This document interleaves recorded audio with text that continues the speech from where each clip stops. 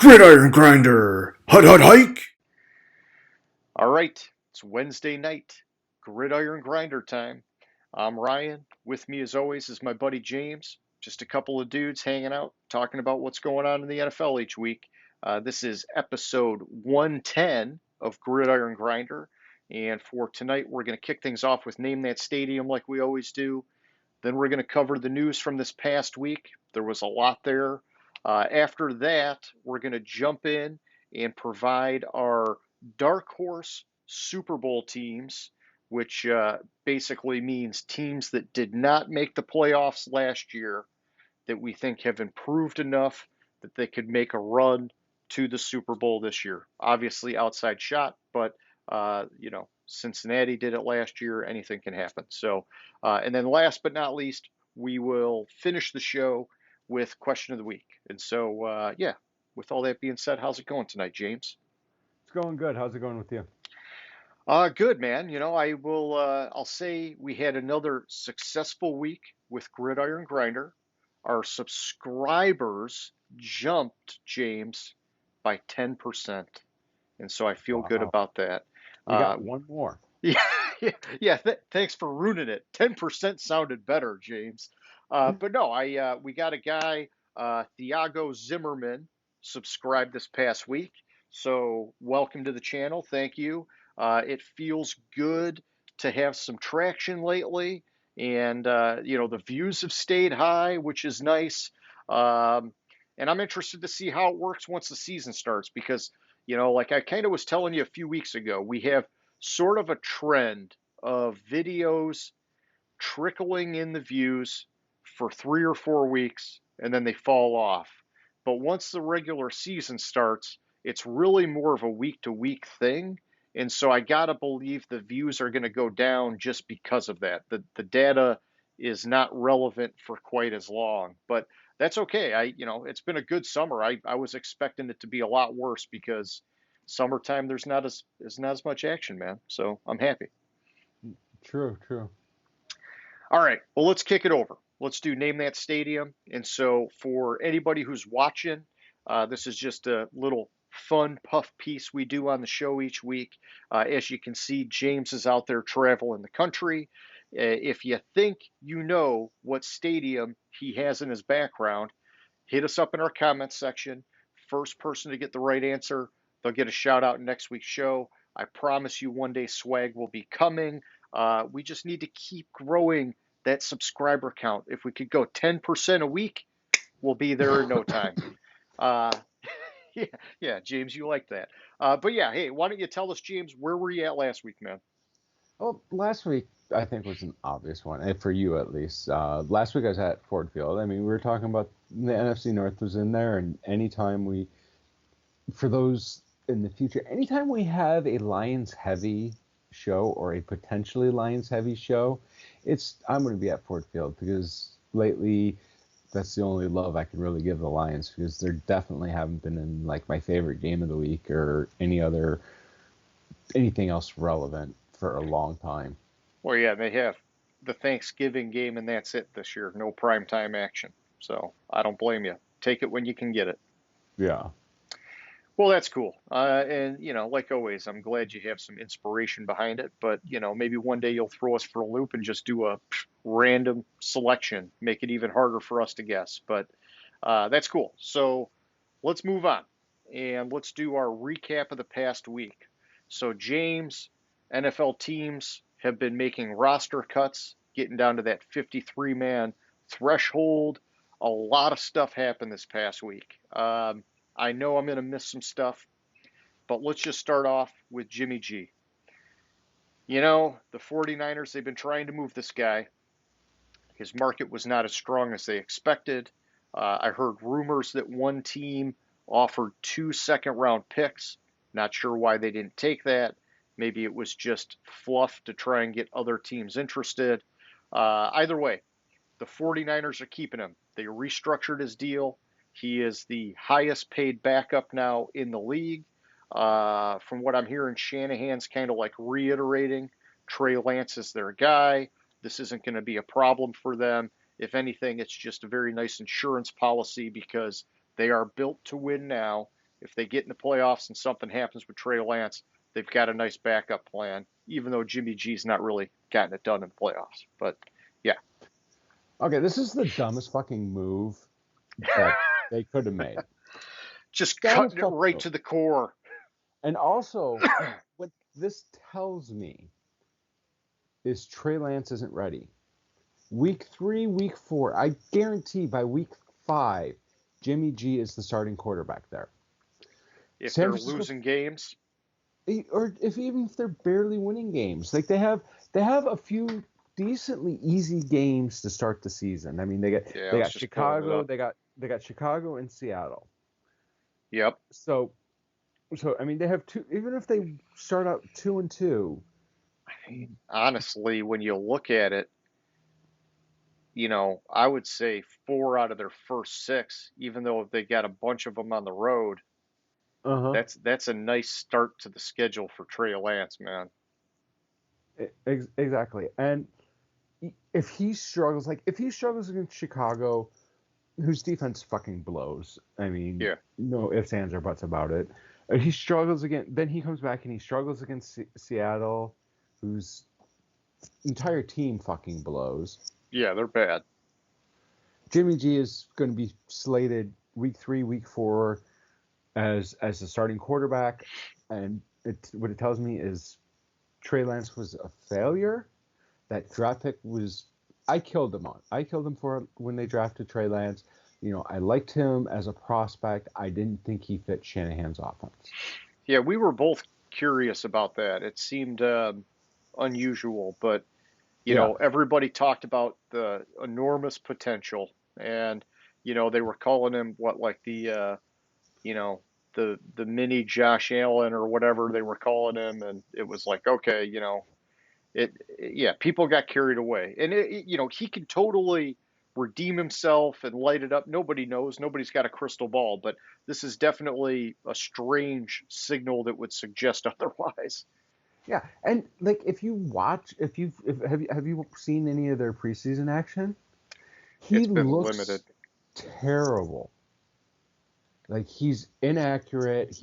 I mean, in 2020 he played one game of football in Yep. college. One fucking game. And the only reason he played that game is because his school's like, oh shit, we have to showcase him a little bit, get him a good high draft pick numbers or high draft number, boost his draft stock. So let's play Central Arkansas Penitentiary for 1 week and beat the shit out of him. And even if you go to that game, like Trey Lance didn't do really that good in that game. He struggled a little bit. It was like Coastal Arkansas High School Oh, jeez. who kept the game close. And I think he threw, if I remember correctly, don't quote me on this, I think he threw a couple interceptions in that game. Okay. So it's like he did not do good. He did not impress. They should have drafted Mac Jones, and the proof that they should have drafted Mac Jones because Mac Jones would fit perfectly into the Shanahan offense is what offense is New England running this year. They're implementing the Shanahan style offense. They're trying to. It's not working well, but I think they're having a mess on the offensive line, but that's okay. I mean, they'll figure it out. Um, yeah, I mean, hey, Shanahan and John Lynch, their jobs depend on Trey Lance Mm-hmm. succeeding, and so, um, you know, I, it's tough. I don't want to see either of those guys have their careers derailed because I like them both, but that's the crazy thing about the NFL, man. One player can totally sink you if you don't get it right. San Francisco has the best roster spots 2 through 53. Oh yeah, dude, I tell you, I updated my model today. They have the strongest roster in the league. And I mean, it just the quarterback has to work or it's a tremendous waste of talent. Mm-hmm. All right, well, let's keep it going here. So James, this is obviously in no particular order. I'm just hitting all the topics I can hit. Wide receiver Laviska Shenault from Jacksonville. He was traded to Carolina this past week. That's just part of all of this roster finagling that these teams have to do. I like this guy. I liked him coming out of college, tons of potential. It's not really totally happened on the field in the NFL yet. Um, and I don't know that Carolina's the place for it because he's like, at least on paper, looks like he's their clear number 3 wide receiver. And that's kind of like a number 4 guy if McCaffrey stays healthy. And so I don't know. I hope the best for him. And maybe he'll beat out, Robbie Anderson or whatever. We'll see. Next up, we got Chauncey Gardner-Johnson. This guy, man, I like him a lot. And I was shocked when I saw the Saints traded him to Philly. And Philly axed a lot of guys from their secondary as they made cuts. And so this was like a nice replacement to some of the guys they let go of. Man, I think Philly's secondary looks really good with what they've done with their cornerbacks. Now him likely playing safety is what I'm guessing, even though he could play a little bit of slot cornerback if they needed or whatever. But still strange New Orleans got rid of him. And people immediately called out the Saints because they got late round picks for him. And they just said, hey, if you had him play out his contract and you let him walk in free agency, probably would have gotten a 3rd round compensatory pick. And you would have had this year of value of him being on the field. So it kind of seems strange, but there's always things going on in the background that we don't know about. Maybe there was, unproductive salary talks or whatever, and they just felt like, hey, this was the best time to do what they had to do. So who knows? Well, if you're trading him for less value than you would get if he walked in free agency, it's fucking dumb as hell to trade him. Yeah, that's all I'm saying is I want to give him the benefit of the doubt. Something else must have been going on we don't know about because otherwise it is just a stupid move. It makes no sense. And honestly, I think this guy's worth a contract. I think he's played great, and but that's just me playing favorites. I like him. So, yeah, well, next year New Orleans is already over the cap by like $500 million. So yeah, so they just got to. Yeah, I don't know what they're over the cap. Like I was being facetious about it, but it's a ridiculous number. Yeah, I mean it was a mess this year, but fake cap. They figured it out. All right, you're looking that up. I'll give you a second there. Oh, unless you got it already, you stop typing. Yeah, I just have to have it get Do to a sort. it. Like, I got you. yeah. Well, while you're looking it up, I'll just give you the next one. Kenyon Drake, cut by the Raiders, signed by the Ravens. Looks like maybe some things not going right with J.K. Dobbins and his recovery from injury. Either way, the Ravens aren't messing around. They jumped on this guy, and they're trying to keep their running back room capable since they're obviously a very run-heavy, run-first team. What'd you find, homie? Or are you still looking? All right. Oh no, I just got to get to. So the projected cap is. Oh, they're only $50 million over next year's cap. Oh, they did better. They were what, 70 to start the offseason this year? Yeah, or 60 something? I don't even know. Yeah, and that's the projected cap. And then it goes down the year after that. They're only $15 million already over the 24 cap. That's just fucking ridiculous. Fake cap. Fake cap. Fake cap, yeah. All right. Like $80 million over the 2027 cap, knowing how they do contracts. Yeah, just. So wide receiver Jalen Reagor from the Philadelphia Eagles traded to the Minnesota Vikings. I don't remember what they traded for, what pick for that, but he wasn't going to make it in Philly. There was a lot of talk about him being on the fringe, and he gets a chance in Minnesota, but it's not that much better of a situation for him, to be honest, because you've got Justin Jefferson, you've got Adam Thielen, who a lot of people are saying looks a lot better than he was last year. They were worried that maybe he was on the decline phase of his career. A lot of people saying he looks rejuvenated, and hopefully that's the case. But then I also saw C.J. Osborne. They're saying is really looking good so far this offseason, which would have Reger on the outside looking in at their 4 or 5 at best, which is kind of where he was like fiddling around in Philly. So Yeah, Minnesota didn't really give up much for him. It was a conditional fifth round pick in 2024 and a 2023 seventh round pick. okay. Yeah, I So mean it's worth the risk. The guy had a high draft spot, and so it's like, hey, if he sometimes all a guy needs is a change of scenery, and it immediately fixes whatever wasn't working. And so, the potential was there, obviously, when he came out of college. I like those picks. That's worth the gamble, I think. yeah, and it's a statistical marker that can upgrade to a fourth. I heard what's his face? Who's the new coach there? Like Wallace Kevin O'Connell. O'Connell. O'Connell, yeah.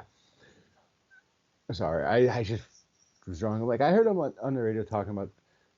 He was being interviewed, and he was talking about the offense and Rager and like he was talking about how he saw a fit for him in the offense and how he could take because when teams are gonna try to take Justin Jefferson away. Justin Yep. Jefferson is class of that team at wide receiver, and then so you're gonna have Thielen and Rager and whoever else that's going to have to step up, and he thinks Rager can fill that spot, or they're going to try to take Dalvin Cook away, and Justin Jefferson's going to have a humongous Yeah, day. opportunity, man. Yeah. So I think it's worth it being the number 3, number 4 guy. It takes a lot of pressure off him. He doesn't really his performance doesn't have to be as Yeah. good or Yeah. as high as looking at him because he's on his second team, so that first round stigma on it Oh yeah, it's faded isn't there away. for him. And he could bounce back. So I really actually like the move. Yeah, he could be a success without having 1,000 yard season. Mm-hmm. Where in Philly, that was always what was going to be expected of him. So I get you on that regard.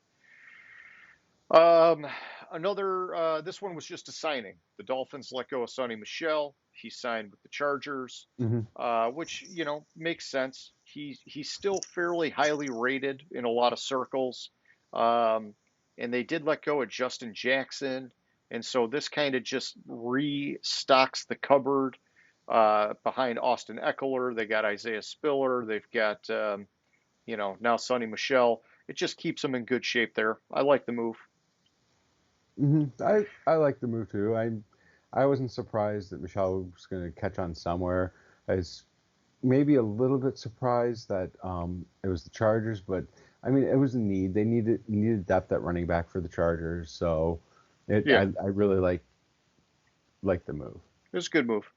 The next one, this one, I don't know. This one's so hard to even comment on, but the Raiders let go of Alex Leatherwood, first round pick from last year's draft, and the Chicago Bears have picked him up.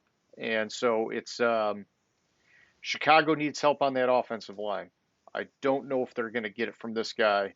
All of the reviews on him have been horrible. I watched a little bit of his offseason tape. It didn't look good to me, but very Mm-hmm. small sample size. Still very young in his career. He got drafted high for a reason. Maybe some of that will come out in Chicago, and he just needs more time to develop. But, this is one where they're chasing, I don't know, what's the phrase? One man's trash is another man's treasure or whatever. It's like they're hoping this guy's treasure, man. Yeah, this is I'm not. I know you like Gruden. I like Gruden too. The Mayock Gruden It's harder regime, to like him by the day, James. But yes, go ahead. the Mayock Gruden regime with the Raiders. Name a number 1 pick in the last They the time couldn't they were there they that is couldn't still on draft. the fucking Yeah. team. No, I Name mean one that Josh is still on the. was Josh Jacobs part of theirs? Josh Jacobs wasn't a first round pick though. Oh shit, I thought he was for some reason. I thought he was like a late first rounder, but I thought he was um, a he second or he third he rounder. might have been. I don't know, dude. We track way too many stats, way too many things here, James. So, and you're looking it up, so that's good. Oh, he was. Okay.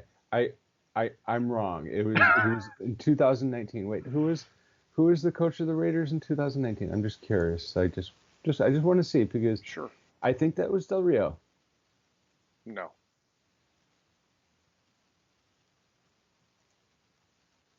Yeah, you might Okay. be right. You No. might be right on that. But Del Um, Rio was 18, I think. yeah, it's all good. Either way, I know what you're saying. They were a shit show. But that was They before Mayock. Yeah. Oh yeah. That was before Mayock. Yeah. They were a shit show.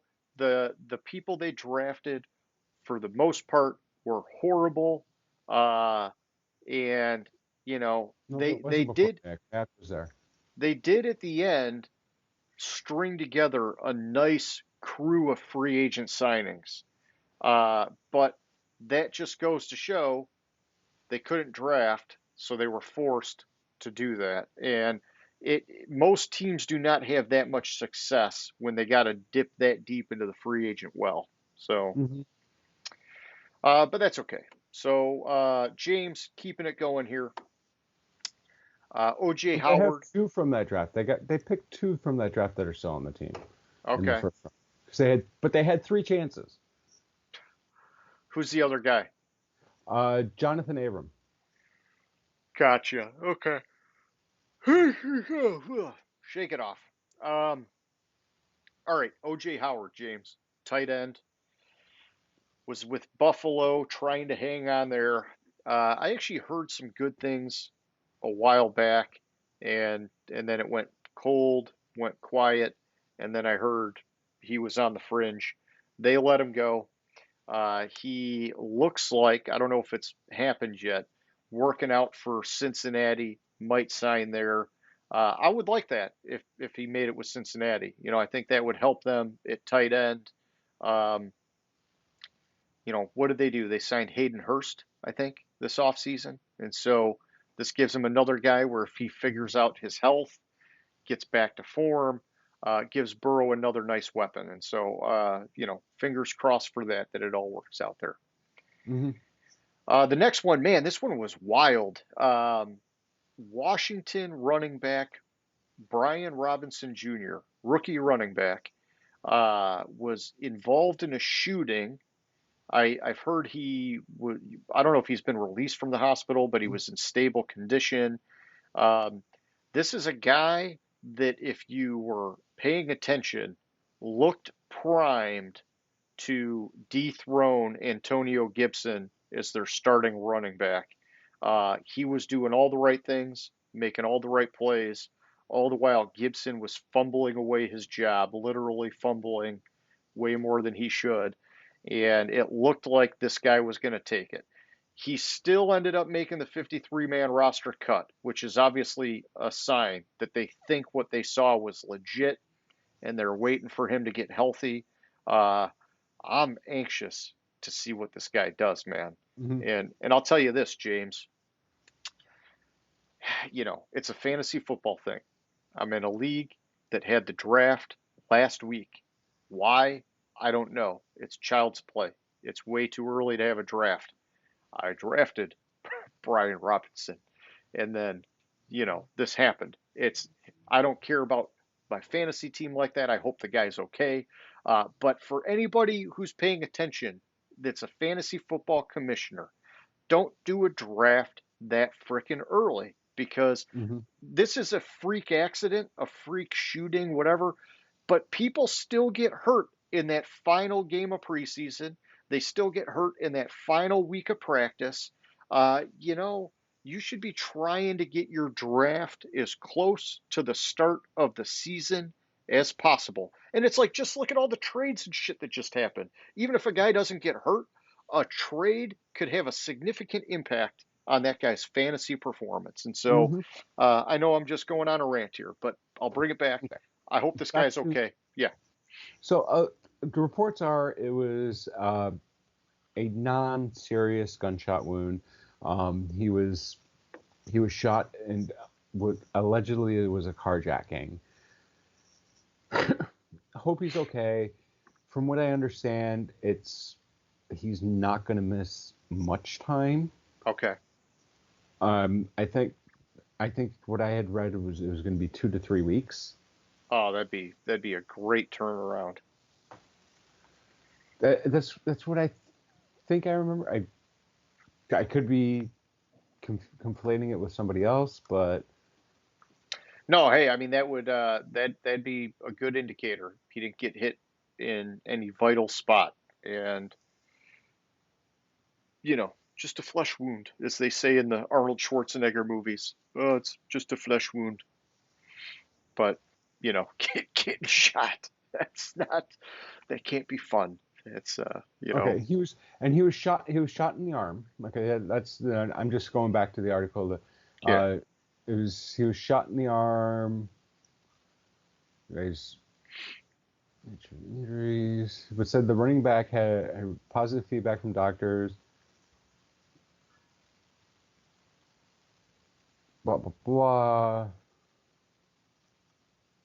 Oh, he sustained 2 gunshot wounds. At least one. Okay. One in his leg, one in his arm, apparently. And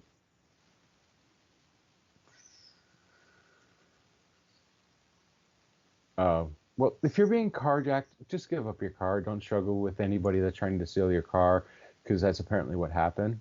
Yeah. But I thought I had read. I'm not seeing it in the article. But I thought I had read it was just going to be a couple weeks. Well, But I'm we'll not know. seeing We'll know more. I mean, we're getting close to first week here. We'll find out more. But they kept him on that 53-man roster, which is a good sign. So I like that, and I'm hoping he kicks some ass because he looked good. All right, so James, there was obviously a million other cuts and signings and shuffling of the deck. What did I miss that was big, if anything? This is your chance to get it out there before we move on. Uh, so it's been disputed that Baker is disputing that he saying he never said this, but his comment about the Browns, how he was going to fuck them up during week 1 or something like that. I thought that was just a little interesting, but then it's recently been disputed, and like I hope he does. I didn't hear that, but it's like, hey, yeah, man, uh, he wants to get a little piece of revenge. I get it. the interesting one, and it's a little bit. It's not necessarily news. It's an interesting statistic. I came across this article, and it's a betting article Oh, I think I know that where you're going with this. Tampa Bay has the 5th most bets for them to have the worst record in the league this year. Whoa, no, I did not know where you were going with this. Um, Okay. yeah, so let me see. Is there a number? No. It was like somewhere between 350 to 450 to 1 were the odds.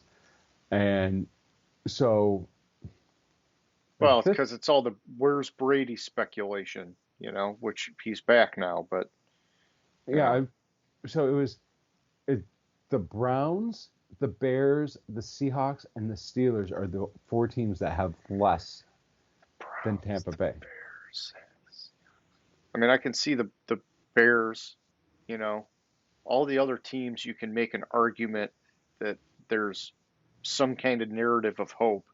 I mean, Cleveland, we talked about it. Even without Watson, they have a very favorable Hmm. schedule. Pittsburgh, it really all depends on Kenny Pickett, and he actually looked really good those last couple games. And so I've actually thought about how do I even adjust my model for him because that could change the landscape completely for that division. But Hmm. um, I'm still nervous though because they got a shitty ass offensive line. But yeah, then Seattle, you could see them, but it's also hey, Pete Carroll, can he pull something together? It's hard to say, man. Yeah, well, also Minnesota they cut Kellen Mond, who was a third round pick last Yeah, year, big deal. and but Cleveland picked him up instantly on waivers. But if you go back to the previous Zimmer regime, like he was slated to be like Zimmer The obviously Cousins favored him. replacement, yeah. Yeah, but that's interesting. I don't know what that means for the Browns. Is he going to just be truly the backup while Deshaun is suspended, or is there a Oh, chance is because there a to problem pick with him up, Brissett, you're saying? yeah, to pick him up on waivers is a little bit different because that means you're still keeping his rookie contract Hmm. as opposed to like you could probably get him for a little bit less if he's not catching on anywhere. But back to the Tampa Bay. Their over under for the season is 11 and a half. 87.8% of of people betting on the win total for the Buccaneers are betting the under. Gotcha. The only two teams that are even close, Bucks are at 87.8%, Cardinals are at 87.3%, and the Bears are at 85.1%. And both those, the Cardinals total is 9, which goes with what we were talking about in your model about Yep. their cap being fairly low than what we originally thought. And the Bears over unders at 6. Yeah, I can see both those teams going under. I think Uh-huh. Tampa Bay, until Brady's arm falls off the cliff, they can still beat 11. But if his arm is starting to fade, then yeah, they're in trouble. And this whole off-season thing with him, it's weird. I heard some guy on the radio today speculating that he had a facelift, and I don't know, just all sorts of you hear all sorts of crazy stuff about Tom Brady, man. Yeah, but at Caesar Sportsbook, the two biggest bets on the over under was on the Bucks to go under. Somebody Okay. bet $18,000 on the Bucks to win less than 11 and a half games, and somebody bet $13,800. Yeah, they think this is it. It's over. It could be. Nobody knows. Nobody knows. All right, what else you got, man? That was that. I just found that interesting. Yeah, no, I agree. I agree. All right, well, let's move on, James, and let's do our dark horse Super Bowl teams. Okay, and so just to reiterate, these are teams that did not make the playoffs last year, but we believe they're ascending in a major way, or there's some kind of a path where they could make a sneaky playoff run, potentially get to the Super Bowl. And so, um, right off the bat, you got to disqualify the guys that made the playoffs, and then you got to look from there. And so, I would say let's start with the AFC and let's just talk about some of the teams. I actually found more teams that could have been feasible in the AFC than I found in the NFC. I'll just start off by saying that. It seemed to me like the talent distribution in the AFC was better in terms of, there were a lot of good teams in the AFC. The NFC, it seemed like there's a big divide between the top and the bottom. And so you have the usual suspects that made the playoffs that look like they're going to make it again. And then everybody else is on the outside looking in with not a whole lot of prospects of changing that. But it's anybody's guess. And so looking at the AFC, James, I had 5 teams that I thought were feasible. A couple of them I think are, uh, you could say usual suspect type guys. Baltimore, I think anybody's expecting them to get in the playoffs. And so I'm not going to spend a ton of time talking about them. Cleveland, I've got as a possible option. It all depends on Brissett, but with their favorable schedule and the way that that team is built, I think they can get in no problem. It's just a matter of Watson comes off that suspension. Can he be like the spark to make that playoff run once he's back? The teams that I really like, though, the Los Angeles Chargers. I don't think anybody's going to dispute that. I mean, they should have gotten in the playoffs last year. They fudged up. They fixed the defense in a huge way. These guys look like, I mean, all the potential's there. Another team you and I talked about, I don't know, a couple weeks ago, the Indianapolis Colts. With Matt Ryan, that could be a thing of beauty. I mean, that's a playoff ready team. He's a very smart veteran quarterback. If they got to the playoffs, anything could happen, man. You know that they could run the crap out of Jonathan Taylor. That defense has been good. That offensive line has been great. He could be that missing piece for them. And then the one team that surprised me when I updated the model, and this is a wild card team, is the frickin' Miami Dolphins, man. Oh, did I just steal your thunder, James?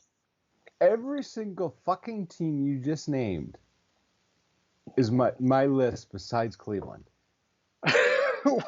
well, we're in alignment. We're in alignment, and I'm not providing a ton of the background details. I'm just throwing out the names. But with the Dolphins, I think it all depends on the success of Tua.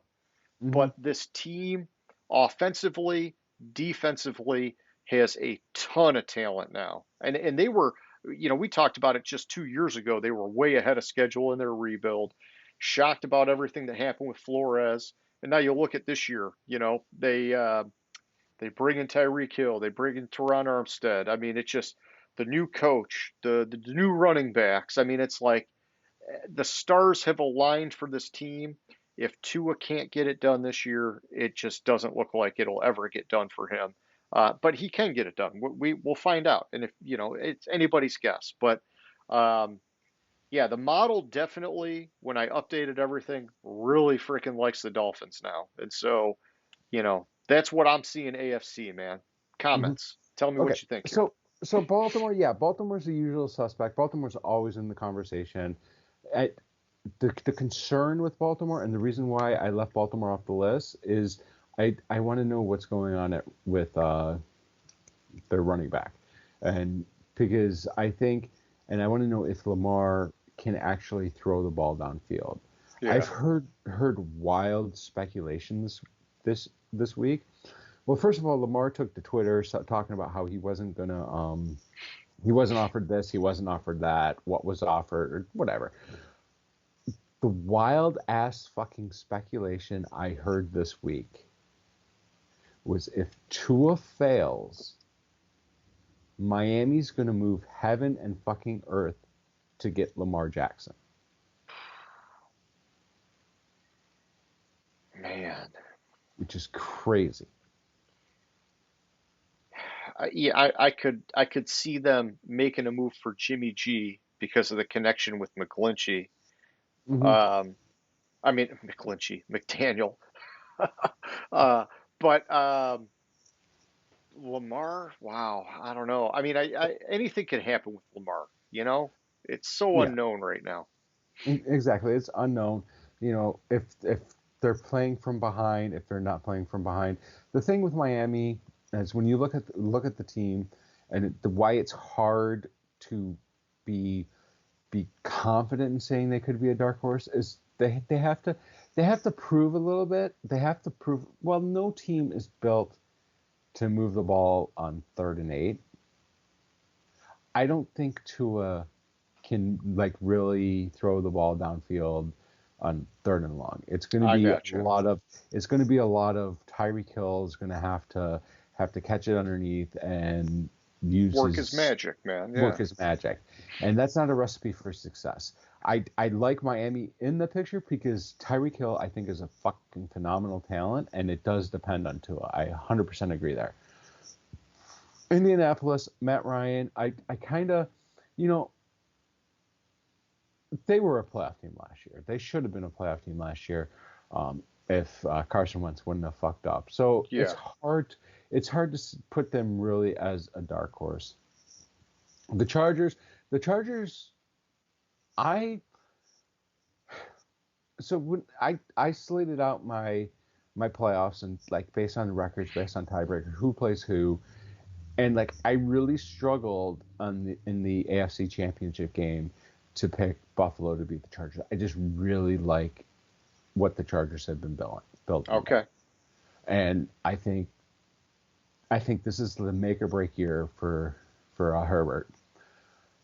The one team I might throw into the mix, and it's specifically because of the quarterback there, is Denver. And Yeah. they were my fringe, and I didn't put them on the list, but like it took me a while to completely eliminate them because you can't count Russ out. No, but all right. So let me tell you this, and I didn't put them on my list because after doing my model updates, I was actually pretty. I wouldn't say totally surprised because the last iteration of the model had their team score down, and so that was kind of my surprise then. But this has their team score down even lower. It's showing their average team score of 80.89, and my all my dark horse teams that I've listed are at 84.84 or higher, which is just Hmm. like such a big difference in talent across the roster. But yeah, it's Russ is that kind of clutch game changer. It just to me it's like wow, he's really got to do he's got to put that team on his shoulders basically. Like Yeah, basically. it's not the same roster that we were talking about a year ago that's like they're a quarterback away. I think there's really been more subtractions than people really pay attention to, if that makes sense. Yeah, no, and I know that, and but I still just solely because of Russ, Yeah. I struggled to leave them off my list, and I found that interesting because, like, we've talked about it. Like, I have them as a 7 to 9 win team this Hmm. year, but Russ is the kind of guy you just don't count out, and he can do some things, Yeah, it could and happen. I'd love to see it, man. I like Russell Wilson. mhm. So I would put them on an alert to be a dark horse. But if Russ starts to get going and the team starts rolling, I mean I could see if they get going and starts rolling, I could see them winning 11 games and making the playoffs. Yeah. And I mean you have I mean first step to winning the Super Bowl is making the playoffs. Yep. You got to get in. Yeah. And that's the same with Miami. If they start rolling, they could win 11 games and make the playoffs. Yeah. But I just have my concern is Tua. Yep. And Yeah, this and is the guy that was super high on Tua and was thought it was a phenomenal draft pick. I loved his talent. I thought he translated well to the NFL, and I don't think he has it. yeah, and I guess I look at the Dolphins and everything I've been hearing about McDaniel and just watching what they're doing with that roster, and I feel like it can be a version of the 49ers where Mm. they're going to rely on good defense and a good run game to keep them in games, and they're going to like scheme the heck out of putting two in the right spots to get them over the top. And it seems like it's asking a lot for year one with the new coach, but Hmm. the roster does have a lot of talent, man. Right, but a Uh, lot of that talent is new talent, which is yeah, yeah, and going back to your Lamar thing, man, it's just, I guess, I would be against it. Not like my opinion counts for anything, mhm. but it's like, I mean, it counts between you and I and our 11 subscribers. Thank you guys. But it's in the NFL world, for real, nobody's listening to me. But it's like, look at what Baltimore just did, sending Hollywood Brown to Arizona. Mhm. Okay, this is a quarterback that does not throw to wide receivers. Okay, not like that, not in a more traditional sense. He can get it to the tight ends because they're in the middle of the field, they're closer. There's a total difference. Miami has two premier wide receivers now. Yeah, I would rather see them make a trade for Jimmy G than Lamar Jackson. My Well, opinion, man. it wouldn't be a trade for Jimmy G unless it happens midseason. Well, Because that's what I'm saying. Yeah. yeah, because if you look at Jimmy G's contract, number one, it has a no trade clause in it, Yep. Yep. That's true. but it also has a no tag clause. So Oh, gotcha. Okay. so San Francisco can't place the franchise tag on him and do a sign and trade. He is an unrestricted free agent after this year, no matter what. Gotcha. Okay. Yeah, and I don't know. If I'm him, I'd probably waive it to go to Miami. You got an opportunity to start. You got familiarity with the coach. Mm-hmm. You got a lot of weapons and a team with a good roster. But that means they got to pull the plug on Tua for that to even Yeah, be, but the only you know, reason, after hearing Jimmy G's his interview about last year, and like he basically said in the off season, like earlier this off season, that he wouldn't wish the situation that happened last year on anybody. yeah, yeah, So that's a horrible spot to be in. it's a horrible spot to be in, but for him to re-sign, restructure his deal, and put all those escalators in there, it tells me something about Trey Lance's progression. Yeah, And Jimmy doesn't think that Trey Lance has it, and I don't think San Francisco thinks that Trey Lance has it, because you got to remember that San Francisco, he was working out in the team facility away from the team, didn't get the playbook, had no contact with the team whatsoever, yeah, all training camp, and then now they're bringing him in. There's something up with Trey it's Lance. it's a bad There's sign. something there. It's a terrible sign, and that, I mean, I was starting to hear the rumblings last week. That's why, or 2 weeks ago. That's why I dropped San Francisco down to like a 6-win team this year. Yep, yep, But now that Jimmy G's back, like, I mean, they could be back at 9-10 wins where I had them. yeah. Well, I mean, hey, we'll talk about the model in a little bit because the model fucking loves the 49ers and it's blowing my mind, dude. It is blowing my mind. But yeah, I got you. So looking at the rest of the AFC, are there any comments or anything that you want to point out before we look at the NFC? You know, I guess I'll just tell people now, the question of the week is related to our Super Bowl picks. And so now that we got our final models, everything like that. But, you know, what do you see here for dark horse stuff in the AFC, James? I would say the only thing I see is I wouldn't be surprised if week 9, week 10, Jacksonville's in contention to make the playoffs. So it's interesting you say that because starting in week 8, I show the model, their score has gotten to a level from week 8.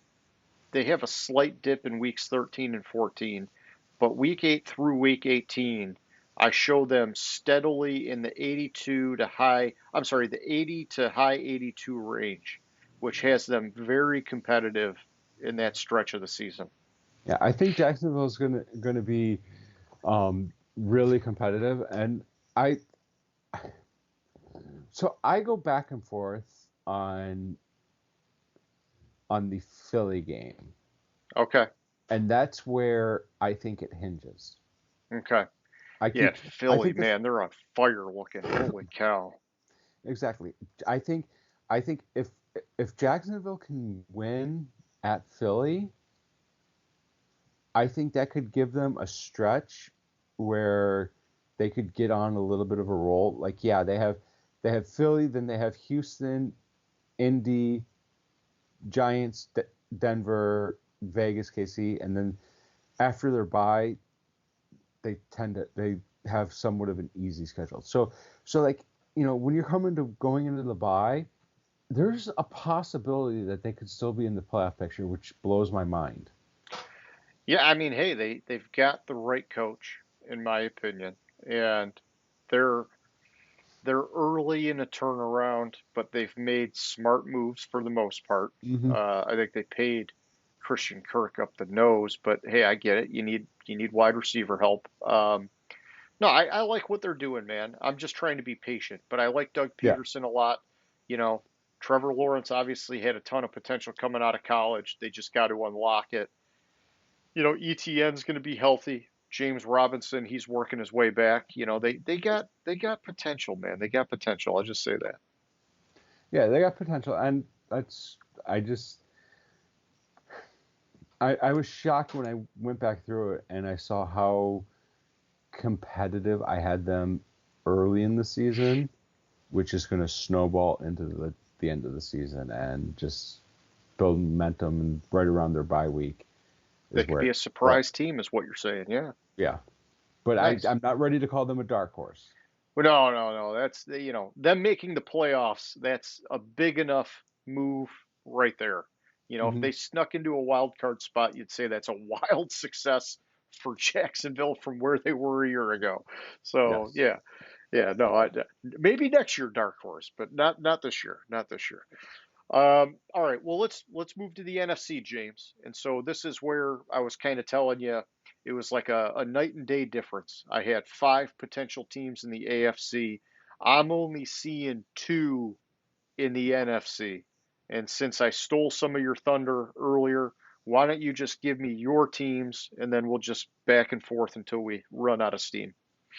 So I had three, possibly four. I can't remember if this team made the playoffs last year, and I forgot to look it up. So the last team. So the first team that I have, and and it hinges on a lot. Um, nope, I have three. I have Okay. I have two, maybe three. Never mind. Looking, I downgraded them a little bit. So number two of them are in the same division, and one of them's in another division. And we talked about it. We've talked about this team, how they look better, and you want to say they're better, but then they don't perform. And then we've talked about this quarterback, how we like this quarterback, but we're not sure if he can win the big game. Okay. That's Minnesota. Yes, yes, yes, yes. Like the moves they're making, that offense, whatever his face is, O'Connor, Yeah, uh, O'Connell. O'Connell. Um, I and it might be because it's a recency bias where like I just heard an interview he had and I was like fired up about Minnesota, and I'm a Lions fan, and to get fired up by Minnesota is saying something. I like, listen, man, I think offensively, they've got talent Hmm. to stay in any game. If they needed to, they can turn it up offensively. I think defensively, last year with Zimmer and his last hurrah, it was a nightmare. I do really like the pieces that they've added to the puzzle this year. Uh, it's got to gel, but it's like, man, if it does gel, they could be a very good complementary team. They're offensive focused, but the defense could be a lot better than people give them credit for if they gel. Yeah, and well, I before I say this team, I want to make sure on something. Sure, sure, sure, sure. And I'll Okay, just I'll I sit have here two. paused. Okay. I have two. The second team, Oh, your third team was a playoff team last year? yeah, Hey, no biggie, man. the second team, and I hate saying it. Just say it. I Spit hate it. saying it. You know how I told you two of them were in the same division? Yeah, yeah, yeah. Okay, okay. You got Chicago, dark horse Super Bowl team. Holy shit, Justin Fields! Wow. Bold The prediction, Lions. James. All right. Yeah, yeah. I know. All right. And I Tell, think I was give it smoking to me. crack when I looked at this. I just, you know, and it might be the Hard Knocks thing, but like watching Hard Knocks, listen to Dan Campbell speak, I was ready to fucking run through a fucking wall for him. He Yeah. could have called me up and said, "You want to play? You gotta play the A gap this week. You good?" I said, "Yeah, I'm good. I don't I'll care if get I creamed for practice. you, coach. I'll get cream for you, coach. Don't fucking matter. Yeah. Whatever you need." And it's just, I think that mentality is his mentality of just be yourself, but let's fix these. Be yourself, but we have this crap we have to dust off. Yeah. The dropping passes, which is probably why they cut Pimpleton, or like the the the crispness, or be crisp, do what you need to do, and it's just like, I don't know what it is, but I think Hard Knocks made me fall in love with the team more, Yeah. and I was really hard pressed to find any other dark horse teams in the. But you're backing them. You're backing them. Yeah. I'm not gonna razz you like you're drinking the Kool-Aid and all that shit, because I'm excited for the Lions too. I love this coaching staff. I'm a little bit nervous about the roster, Hmm. uh, it, but I'm also trying to be patient. And it's wild, man. I mean, I told you there was a version of the model that actually had them frickin' winning 13 games. That's changed now quite dramatically. And that same model, by the way, it all hinged on week one with Philly. If they won, they had momentum. Things just fell in their lap with the schedule. If they lost, it was a nightmare. They only did 5 wins. The model now is back the other way. It's got them in that 5 to 7 win range, which I don't like. But the reality is, when I look at their team score over the course of the season, they're still sub 80, which is low. And so it's like, as much as I love the coaches, I'm trying to remind myself the talent's not there yet. And it can be coming. Hutchinson can be a big boost. Jamison Williams can be a big boost. Rodrigo, hey, I'm nervous about that guy, but, hey, potentially he could grow into it or whatever. They keep drafting right. They keep making the right moves. It can work out. I just am being very careful about this year Hmm. because, hey, they've let me down a lot. And I don't want to set the bar so high that it's like, up the end of the year, they didn't get their fire Campbell, get rid of all these guys. It's like, no, man, give these guys enough time to get this Hmm. done. Don't be greedy. Don't be aggressive. You can be excited, but you also gotta temper your expectations somehow at the Right. same time. That's all I'm saying. And I'll like my bar for Campbell being a success is seeing progression, is Yeah, seeing team take a step forward. That's yeah. all I ask from Well, from let's last year to let's. this year. But the thing with my counter to everything you're saying is with the roster and with the talent is, what have we talked about with Tennessee the last 2 years? Oh, the How coach there's no outperforming. talent. How there's like, you look at the roster and you can't really find the talent outside of Derrick Henry, Yeah, and somehow Variable gets that team to outperform their talent week in and week out. And I think Dan Campbell is one of those coaches that will be able to get their team to outperform week in and week out.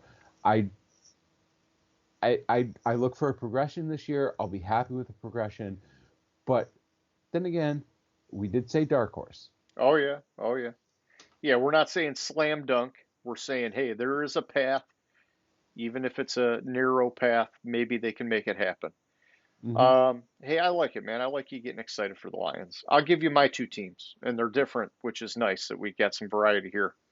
The first one I think you would say is more of an obvious candidate, which is the New Orleans Saints. So they didn't get in last year, but they have a very talented roster. I'm showing them with a average score of 83 and a half. That's pretty strong, especially in the NFC. And so they're like they're like really the one team on the outside looking in that the roster says I should be there. And if everything went right with Jameis Winston, they could, man, they could be scary in the playoffs, man. You never know. That defense Hmm. is really freaking good. And you know, Oh, shit, I defense. forgot about them. I was thinking they were a playoff team last year when I looked at it, and I just It's discarded them. it's hard not to not think that. I mean, we got used to it with Drew Brees all these years, but Yeah. So um, so okay. So they're a third team that I would add. there you I go. thought I was thinking they were a playoff team last year, and I have Hey, them winning their division at 11-6. So I'm not grading you here, James. You don't have to worry. We're all good, man. Um, but yeah, then the other team, which I was a little bit surprised about when I put them in the model, but you know, once again, it's looking at the NFC and the disparity between the top and the bottom. This was another team close to the top of the bottom, if you could say it that way. I don't know. That sounds so bad, but it's the Washington Commanders. They come in at an average team score of sorry. 82.11, James, which was a lot higher I was expecting. This is one, hey, Wentz couldn't get it done with a more talented Indy team last year. What are the odds he could do it this year? I don't know. I just, hey, I got to reach like you did for a dark horse team, and I'm just going with their team score. It was high enough to say these were the only two I could pull out of the NFC. So you're laughing at me. I don't appreciate that, but I forgive you. I I have Washington as a 3 to 4 win team. Yeah, you think they're a So garbage team. no, I have concerns. Yeah. Listen, the model is a lot of this is predicated on the defense being the version we saw 2 years ago Right, but instead of last year. Chase Young's out a minimum of 4 weeks. I didn't hear. Oh, he got put on pup. That's got to He be in the got put on model. But he got um, he got put on pup, and which means his place he's out a minimum of four or the first yeah, 4 weeks. that's fine. So That's fine. his first game back could be Tennessee. I seriously I don't think Washington's a good team at all. I have Washington losing their first 9 games this year. Oh shit. Okay. So you and It, me are flipped. Washington and Detroit. We got dark horses that are, you know. I mean, hey, I hope you're right about Detroit. I'll tell you that. And I would hate to be right about Washington if it was ever even between the two, even though they're not connected. But no, it's all good, man. It's all good. So I look at it as Wentz has had potential. Even last year it was a disaster, but statistically he was actually pretty sound, minus collapsing in that last game. Um, you know, this is a team. You know, we just talked about Brian Robinson, Antonio Gibson, J.D. McKissick. You know, these aren't flashing guys. Tight end Logan Thomas. You know, they've got Terry McLaurin. They brought in Dotson. They got, you know, it's like the pieces are there. Where all I'm saying is, if the defense plays well again, I could see something happening, and I see very limited options in the NFC. I think New Orleans is like the one that makes sense. Anybody else, I think you got to reach for in the NFC, man. true. I'll give you that. The NFC you do there's a lot of reaching Yeah, there's a lot needed. of reaching. It sounds bad. There's a lot of reaching. Okay, so yeah, fine. That's all I got. That's all I got for dark horse teams this year. AFC, obviously, a lot more exciting. Um, I see you got some important work you're doing there. I'll put on the elevator music. Boop, boop, boop. No. I ordered dinner and I think somebody stole my dinner off my porch. Oh shit. Well, that's not fun.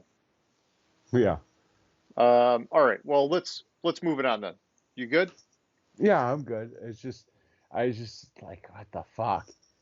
The J- video j- doorbell. yeah, I was It's just too saying late you now. got the video doorbell that you catch them red-handed. Yeah, so I'll deal with it later. But anyways, move on. All right. Good luck with that. Yeah, let's move on. This is our question of the week, and like I was saying earlier, I want to know what are your final playoff predictions, James? Hit me up. How do you see it going down? You don't have to give me every team, every round. You can cut to the chase if you want, or you can lead up to it, whatever way you want. Just Tell me, how do you see it going down? Who's going to win the Super Bowl this year? All right. So my playoff teams are the Chargers, the Titans, the Bengals, the Ravens, the Raiders, the Colts, and the Bills in the AFC. Chargers beat the Titans. We already kind of talked about. I have the Chargers going to, at a minimum, the AFC Championship game. I oscillate whether or not Buffalo wins that game or the Chargers win that game. Bengals beat the Ravens, which is interesting because I think if I look, yes, it's back-to-back weeks that they play, and the Bengals beat the Ravens. Okay. And then the Raiders, I have the Raiders beating the Colts. That one might flip, but it doesn't really flip my projection that much because I have the Colts as the 5 seed and the Raiders as the 4 seed. Is that right?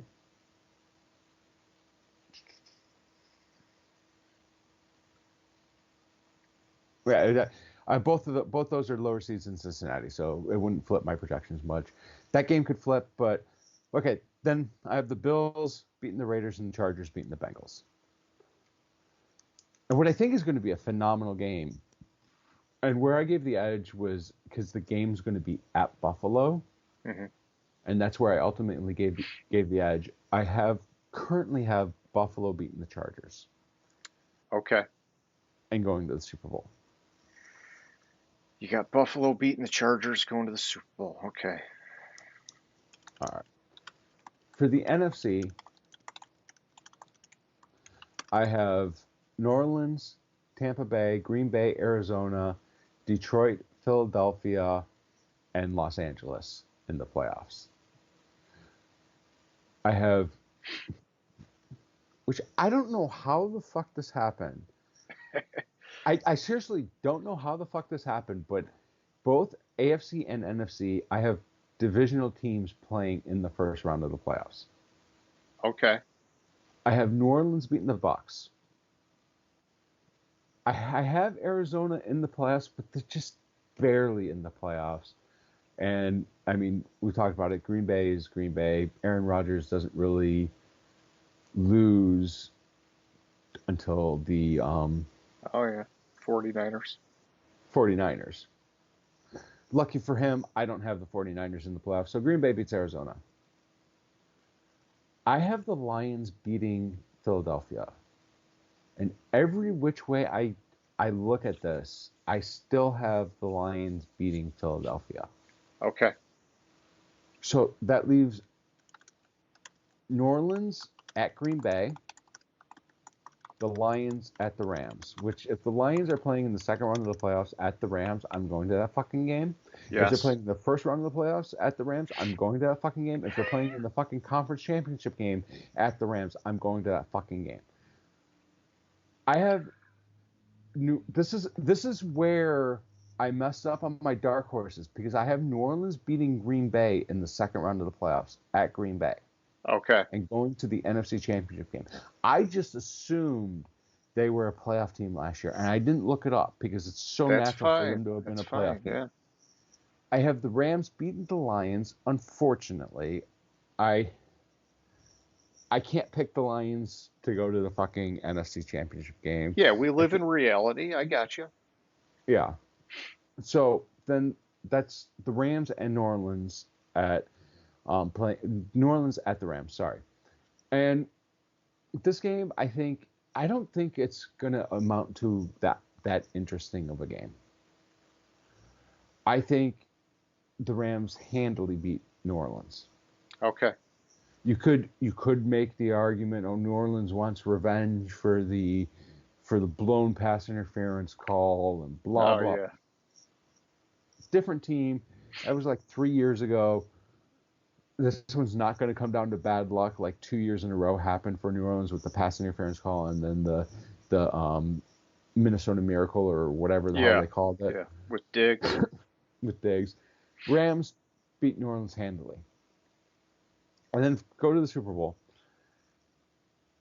Rams and Buffalo. I really have this game as a virtual tie.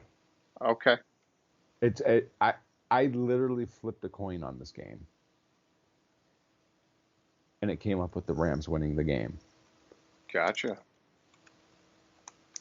which ironically has has to, it's very similar to my pick after the Rams won the Super Bowl last year that they would repeat, and they'd be the first team to repeat since Brady or whoever the fuck was the last team to repeat. Was it Brady? Yeah, I think it was Brady. It's possible. Yeah, it's been a while since we've had a repeat. Yeah. So so I'm gonna look that up while you talk, but Sure. yeah, it's just and that's it was a flip of the coin. Like I tried to look at it objectively. I tried to look at it every which way, and it just came up with I couldn't pick a team. No, that's fine. You know, and in the way that I've got it set up, I'm giving you the model, and you know, this is the model with a lot of stuff built in over the course of the season, trying to predict when guys come back from injury and things like that. Can't predict new injuries and stuff like that. So, you know, this all changes obviously, but based off of the information we got today, the model has in the AFC, I've got Miami, Baltimore, Cincinnati, Cleveland, and Indy. I'm missing a few. Oh, and the Chargers and the Chiefs, all in the playoffs. I'm just going to skip ahead here. I've got the Colts and the Chargers in the AFC Championship game, and the Colts end up going to the Super Bowl. I was surprised by that, but this is the model, and so it's like okay, that I'd love it. I'd love to see Matt Ryan get back in the Super Bowl. NFC, I've got Philly, Dallas, Green Bay, Tampa Bay, New Orleans, San Francisco, and the Rams. And I know you're down on San Fran, and I'm worried about it too. The model has freaking Green Bay and San Francisco in the NFC Championship game. It's got San Fran winning and also winning the Super Bowl by a freaking hair. And so it all depends on the quarterback, man. You know, San Fran has a roster. If Trey Lance can be decent, I could probably get behind this in theory. If he sucks, like people are starting to speculate, the model's garbage. And it's, you know, I would say in the NFC, let me just tell you who's strong. You know, it's hard to have Green Bay going all the way because they always just fail in the playoffs. Um, Tampa Bay, and that depends on Brady. You got the Rams, and honestly, you know, like if I was picking my teams, I would get aggressive in the NFC. I'd ride the fucking Philly train, dude. I think this could be like their lightning year. You got a quarterback on a cheap contract. You've got two phenomenal trenches, offensively and defensively. They win in the trenches. He's got two quality wide receivers, a quality tight end. They've got a great running back by committee going, and then their secondary on defense looks like it's going to be dominant this year. If I was picking my team for the NFC, I'd get aggressive. I'd go Philly. So It, you would like this if you were going to pick your team. You know who the backup quarterback is in Philly? oh, we're talking Minshew. Minshew? Yeah. Yes. There's been some rumblings the last week or so that Jalen Hurts might not finish the season at starting quarterback, and Minshew's going to be the starting by midseason. Whoa, that'd be wild, man. 'Cause there's a lot of hype with Hurts, but Mm-hmm. um, that would definitely change things. So, all right. So, you know, if I gave you the model and now I'm giving you mine, I'd go Philly. AFC, the model really likes Indy. the team that blows my mind didn't make the cut in the model, James, is fucking Buffalo. And I've been saying all along, which is not unpopular. A lot of people love Buffalo, but they would be my AFC pick. It's either them or the Chargers, and I like Buffalo more because of their battle tested. I like their coach, and so if I'm picking my picks, I go Buffalo, and I would between Buffalo and Philly. Man, between Buffalo and Philly in the Super Bowl, holy cow! Let me just check Buffalo's team score here real quick. Uh,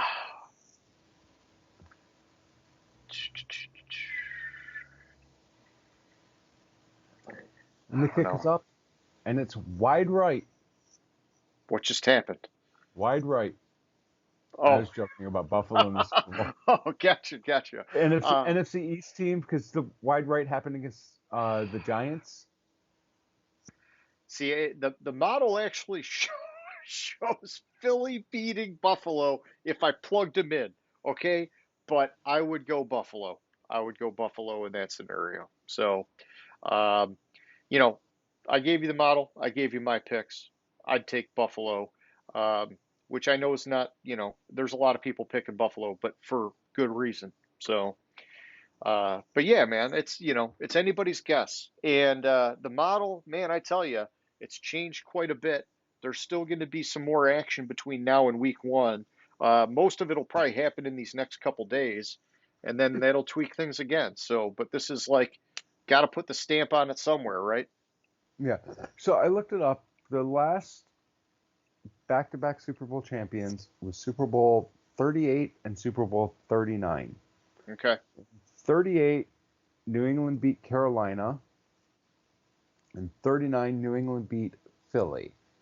I remember that was the game. It was Donovan McNabb was like puking in the huddle late in the game, Yeah. and Philly, like both games, ironically it was the same spread. The New England beat Carolina by 3 points, and New England beat Philadelphia by 3 points. 32-29 against Carolina, 24-21 against Philadelphia, and Philadelphia couldn't get it done on the last drive of the game because McNabb was puking in the huddle. Yeah, I remember T.O. really dug into him, said that he just like was not conditioned for that kind of a situation, which Yeah. is a bummer, man. I liked McNabb, and the crazy thing is McNabb was actually a pretty mobile quarterback, and so when that happened, it was like, whoa, like what's going on here? Is he just like at the end of his career or what? Because you would have thought he could have run a hurry up like that as good as anybody, but not the case. Not the case. And some of Hmm. it, I'm sure, probably nerves of the Super Bowl, but just a bummer the way that ended for him. I was hoping Philly would have pulled that one off. I was a big T.O. fan. I wanted to see him get some action, and hey, it didn't happen, but that's okay. Yeah, and so it was. Wow, that's crazy. With I was just remembering the Super Bowl, like they tied it late, and Carolina, the Carolina Super Bowl tied it late, and then kicked off, but kicked the ball out of bounds. Oh yeah, it was a disaster. Yeah, and Vinatieri kicked a 41-yard field goal to win the game. Wow, I so remember that. Like, just looking at. I'm sorry, I digress. It We can feels move on. like a long time ago. Yeah, I mean, it was a long time ago now, but yeah, it feels ages ago. Hmm. All right, so that's the show, James. Next week, we got to figure out what day we're going to do this, man, because we got next Thursday is frickin' Thursday night football, man. Should we go back to Fridays and do our week one picks with Thursday in the books, or should we try and do the show next Wednesday and do the full week of picks before any of the action begins? Hmm. We don't have to decide right now. I'm just throwing it out there. Let's do Friday. And then we'll just give each other our picks for Thursday Yeah. beforehand. Okay. I'm good with that. I'd like to get back on Friday anyhow. That way we can, you know, do some game time after or whatever, have some fun, if the stars align. Cool. All right. So closing comments, questions, concerns, all that jazz, James. No, I don't think so. Okay. Well, hey, for whoever's watching, we appreciate you. Okay. Keep watching. Hit that thumbs up. Subscribe if you haven't already. We do this shit every week. We love doing this shit every week. Shoot us some comments. Tell us what you like. Tell us what you don't like. Play Name That Stadium. Answer our question of the week. All that fun stuff. Just do it. Just get involved and let's make this thing happen. So, James, like always, man, it was fun. I hope you have a good night, buddy. All right, sounds good. Have a good one. See ya. Gridiron Grinder. Hut hut hike.